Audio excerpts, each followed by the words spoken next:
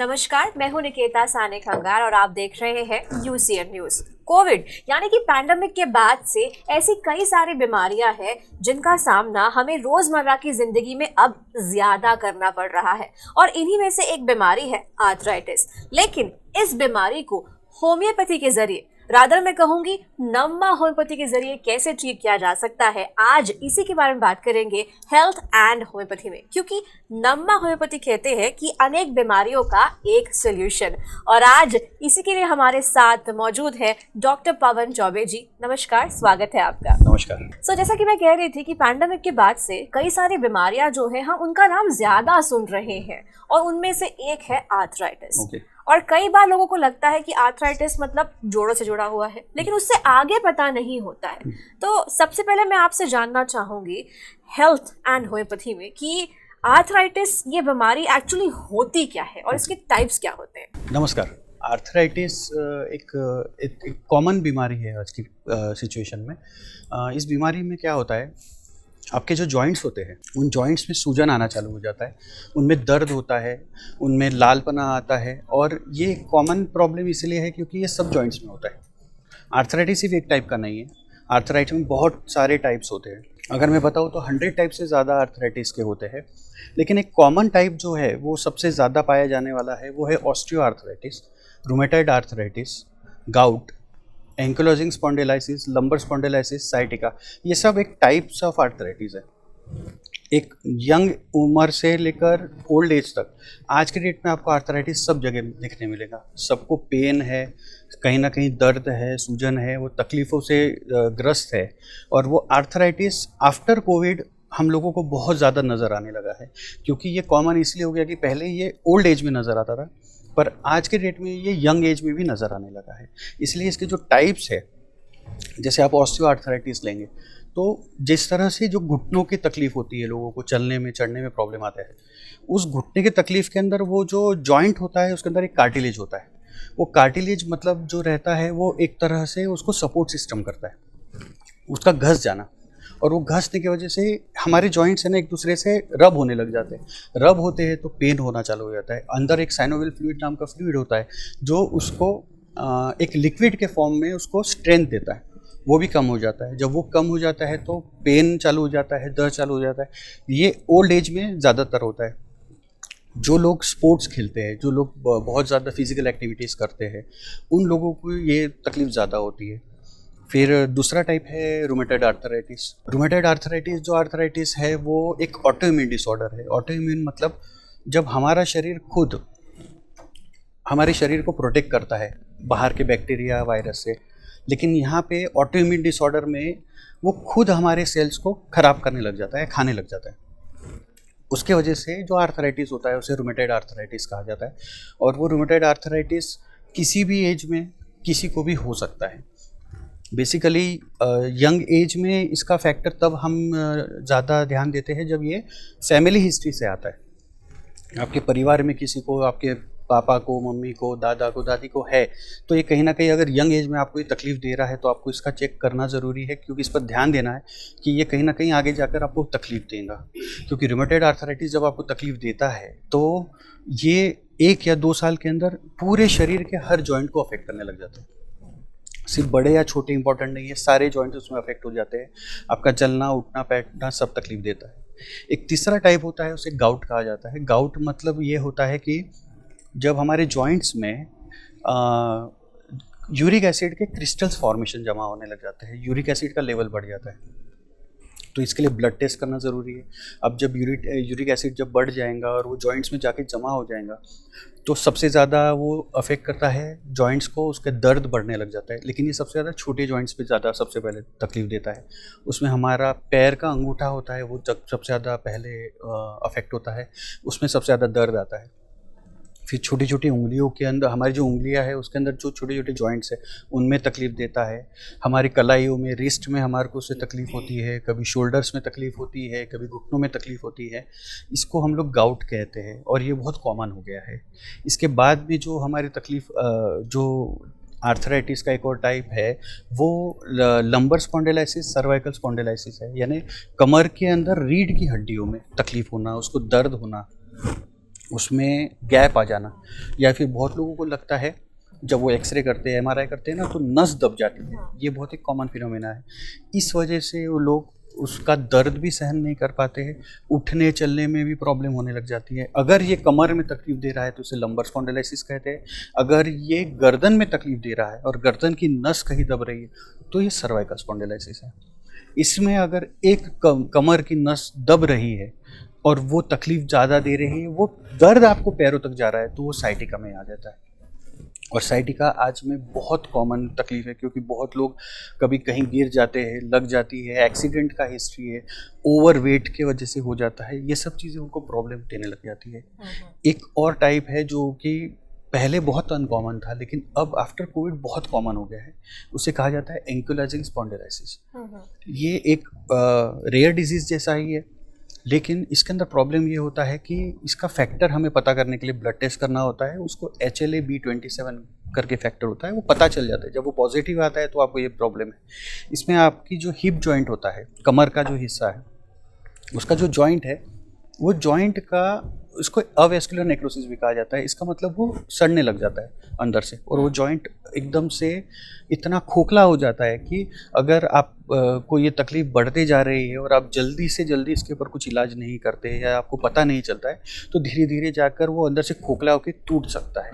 इसलिए avascular necrosis या फिर एंकिलोजिंग स्पॉन्डिलाइसिस पे भी हमें ध्यान देना बहुत ज़रूरी है। ओके, अभी तक हमें आर्थराइटिस मतलब एक शब्द पता था, आज अभी आपने उसके इतने सारे टाइप्स में बताए हैं तो समझ में आ रहा है कि ये कितना वास्ट है, इसमें कितनी सारी चीज़ें हो सकती है।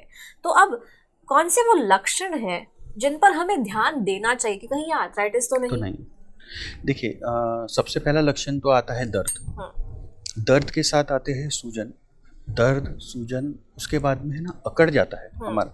हम कहीं बैठते हैं तो उठ नहीं पाते, या चलते हैं तो चलने के बाद हम कहीं बैठने की कोशिश करते हैं तो बैठ नहीं पाते। सीढ़ियाँ चढ़ना बहुत मुश्किल हो जाता है।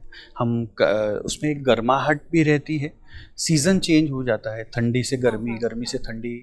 आप AC से बाहर जा रहे हैं या AC में आ रहे हैं तो वो घुटना दर्द करना, हाथ पैर के जॉइंट्स तक दर्द करना, या वो अकड़ जाता है कुछ भी करते हुए। तो ये सिम्टम्स हमें बहुत ज़्यादा नज़र आने लग जाते हैं। इसका दर्द कुछ स्टेजेस, कुछ जो टाइप्स है उसमें कुछ चीज़ों में कुछ दिन के लिए रहेगा, कुछ घंटों के लिए रहेगा। लेकिन अगर ये क्रॉनिक हो जाता है, एक्यूट में कुछ दिन रहता है, क्रॉनिक हो गया है तो ये चलता ही रहता है, सालों साल चलता रहता है। हर सीज़न चेंज होने के बाद में पहले ये दर्द आएगा, सूजन आएंगी और वो तकलीफ बढ़ती जाएंगी।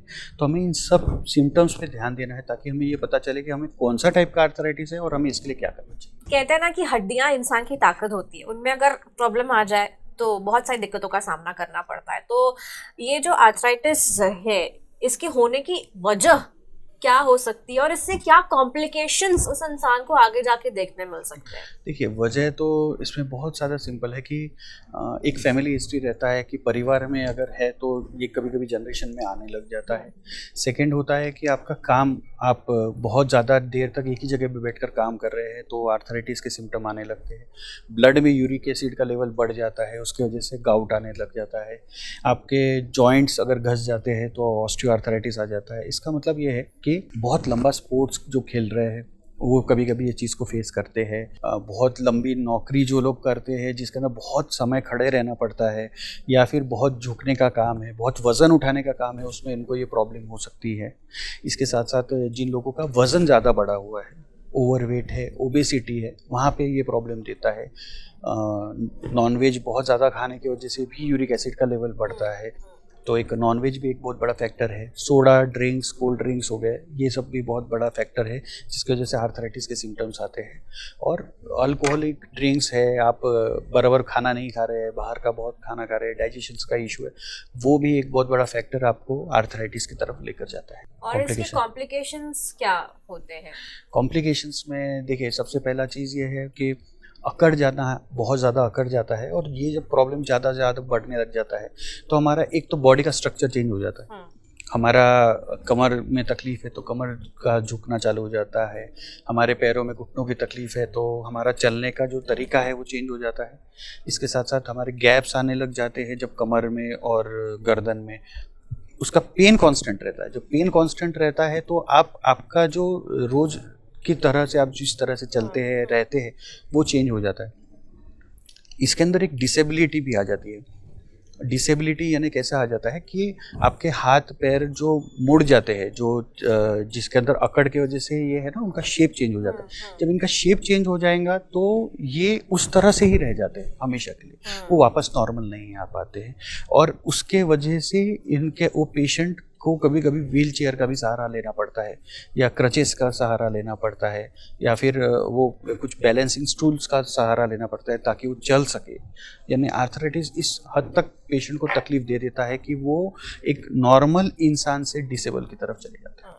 मतलब आर्थराइटिस ये लाइटली लेने की बिल्कुल बीमारी नहीं है, इसे हम लाइटली नहीं ले सकते। और दर्द कहीं ना कहीं हमें बहुत सी चीजें करने से रोक भी देता है। तो ऐसे में होम्योपैथी किस तरह से इसे ट्रीट करता है, और नम्मा होम्योपैथी कौन सा खास तरीका अपनाता है इन पेशेंट्स को ट्रीट करने का और उन्हें इस पेन से फ्री करने का? देखिए, नम्मा होम्योपैथी सारे आर्थराइटिस के पेशेंट्स को बहुत अच्छी तरीके से ट्रीट करता है। हमारा एक तरीका है, एक ट्रीटमेंट का एक फॉर्मूला है जिसे हम लोगों ने इजाद किया है, वो है immunogenic miasmatic 6th generation homeopathic medicine.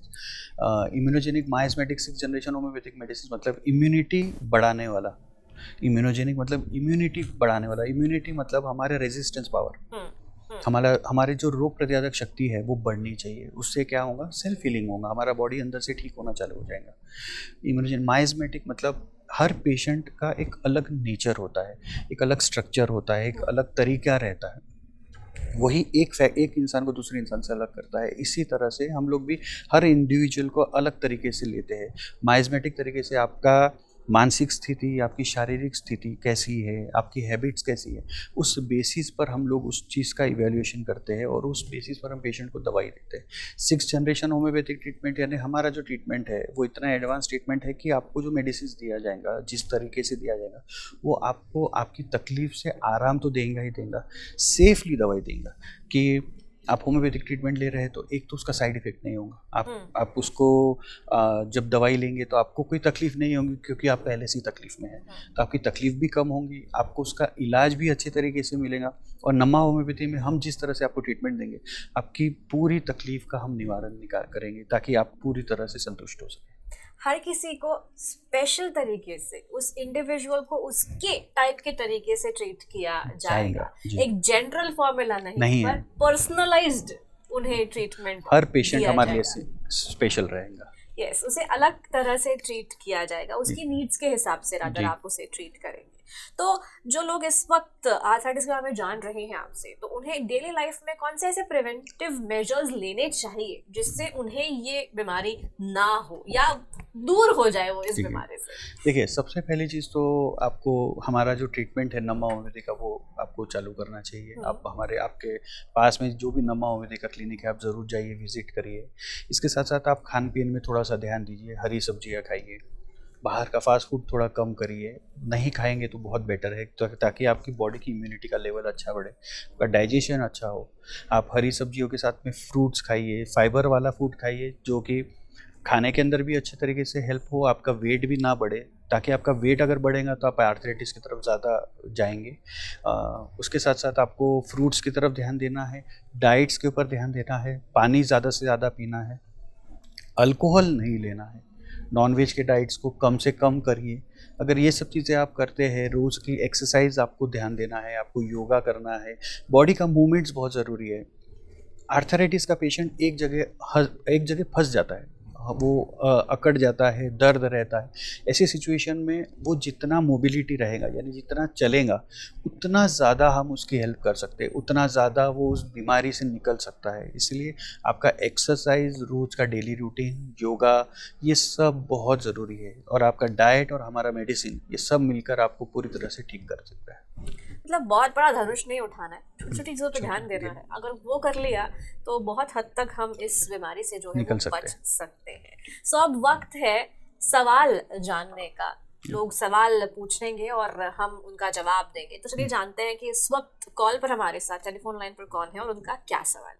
Hello sir, 6 महीने से मैं डॉक्टर के पास जा रही हूँ। मेरा एक्सरे और MRI भी हो चुका है, पर कोई भी असर नहीं दिख रहा है। तो क्या नम्मा होम्योपैथी मेरी कोई मदद कर सकता है? नमस्ते मैडम, हमारे नम्मा होम्योपैथी में आपकी जो तकलीफ़ है, आप जो तकलीफ़ फेस कर रहे हैं पिछले 6 महीने से, हम इसे बहुत अच्छे से सॉल्व कर सकेंगे, क्योंकि आपका एमआरआई और एक्सरे के थ्रू हमें ये ज़रूर आइडिया आ जाएगा कि ये ऑस्टियोआर्थराइटिस है या गाउट है। अगर आपका यूरिक एसिड का लेवल बढ़ा हुआ है तो ये डेफिनेटली गाउट है, या फिर आपको कहीं ना कहीं कुछ ना कुछ इन्फ्लामेशन है या फिर कोई तकलीफ ज़्यादा हो रही है, तो ये एक्सरे एमआरआई में जब नज़र आएगा तो ये पता चल जाएगा कि ऑस्टियोआर्थराइटिस है।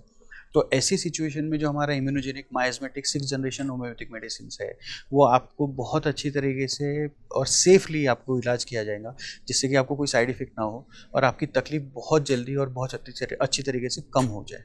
तो आर्थराइटिस और बाकी बीमारियों के बारे में भी अगर आपको ज़्यादा जानकारी चाहिए और नम्मा होम्योपैथी से अगर आप ट्रीटमेंट लेना चाहते हैं तो आप इनसे जल्द से जल्द संपर्क कर सकते हैं। महाराष्ट्र एंड कर्नाटका में इनकी ब्रांचेस है। महाराष्ट्र की बात करूँ तो मुंबई, पुणे, कोल्हापुर, सोलापुर, नागपुर, औरंगाबाद, नांदेड़, अकोला एंड नासिक, यहाँ पर इनकी ब्रांचेस है। और हेल्थ एंड होम्योपैथी में हम ऐसे ही और बीमारियों के बारे में और उनकी ट्रीटमेंट के बारे में डॉक्टर पवन चौबे से जानते रहेंगे। Thank you so much sir, आज हमने आर्थराइटिस के बारे में आपसे इतनी सारी जानकारी ली एंड आई एम श्योर ये जानकारी लोगों के काम आएगी और उन्हें अपनी इस बीमारी को ट्रीट करने में आपसे मदद मिलेगी। Thank you so much.